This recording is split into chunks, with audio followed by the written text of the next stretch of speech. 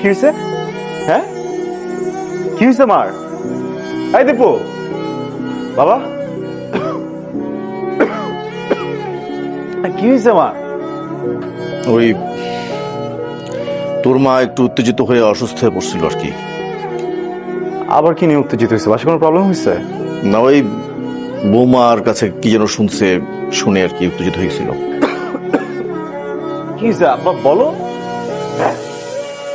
আরে হয়েছে এটা কি আমাকে বলতে হবে তো। কি জিজ্ঞেস করতেছিস তোর বাপকে? হ্যাঁ, কি জিজ্ঞেস করিস? কি বলবে তোর বাপ? তুই তো তোর লজ্জা শরমের মাথা খাইছিস, তোর মান সম্মান ইজ্জত কিচ্ছু নাই। তোর বাপ তোর লজ্জা শরমের মাথা খায় নাই, তার তো মান সম্মান ইজ্জত আছে। সে কোন মুখে বলবে এই কথা? মা কি হয়েছে আমাকে বলো না, আমি এখন বুঝতেছি। কি হয়েছে কিছু জানিস না? না কিচ্ছু বুঝতে পারছিস?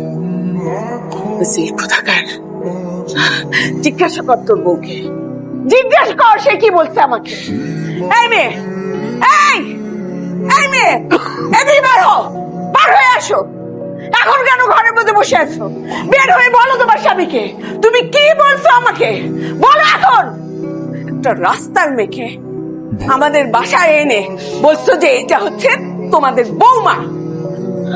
আমরা একে গ্রহণ করছি, মুখ বুঝে সহ্য করে নিছি, কিচ্ছু বলি নাই। কিন্তু তার দুদিন পরেই বলছে যে প্রেগনেন্ট।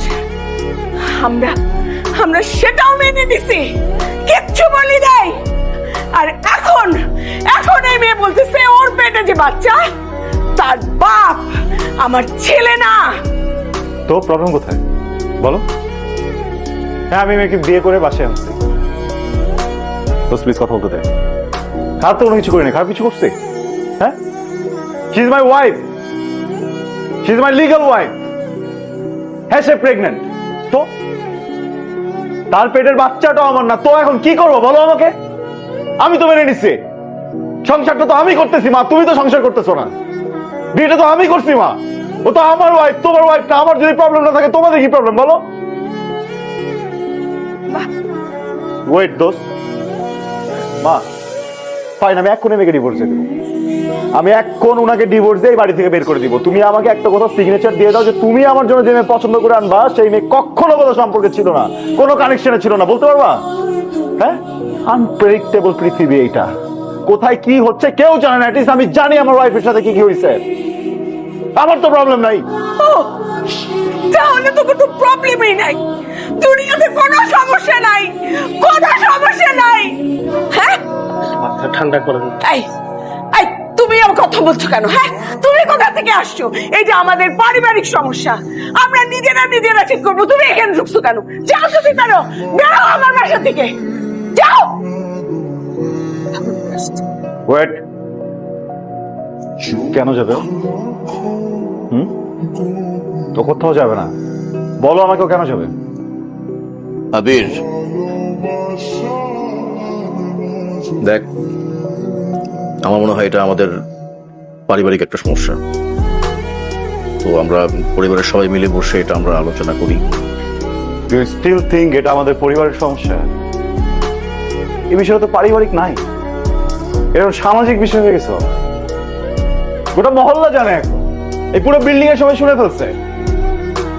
আমার মা যেভাবে চিৎকার করে করে নিজের ছেলের এবং নিজের ছেলের বউর ক্যারেক্টার সার্টিফিকেট এখন দিচ্ছিল, এটা পুরো বিল্ডিং জেনে গেছে বাবা। এটা পারিবারিক নাই, তোমার বেস্ট ফ্রেন্ড, আমার ফ্রেন্ড। ও শুনো, রাস্তার মানুষও তো শুনতেছে, ও শুনতেছে, প্রবলেম কোথায়? হ্যাঁ, প্রবলেম কোথায় বলো? আমি আর এই বাড়িতে এক মুহূর্ত থাকবো না। এই দীপা, ওঠ, যা আমার ব্যাগ গুছা। আমি এই বাড়ি থেকে এক্ষুনি বেরিয়ে যাব। আমি জানি আমি বেরিয়ে গেলে দুদিন পরে দেখবা আমার পা ধরে টেনে নিয়ে আসবে। হয় এই বাড়িতে এই মেয়ে থাকবে, আর নাহলে আমি থাকবো। আমি এই শেষ কথা বলে দিলাম। দীপা, বসে আছিস কেন? যা গিয়ে তার ব্যাগ প্যাক করে দে, সে যেন এখনই চলে যায়। তুই যেতে চাস তাহলে তুই নিজের ব্যাগও প্যাক করে না। কারো যদি ইচ্ছা থাকে আমার ওয়াইফকে এখানে দাঁড়িয়ে থেকে ইনস্টল করার, সেজন্য এই বাড়ি থেকে বের হয়ে যায়।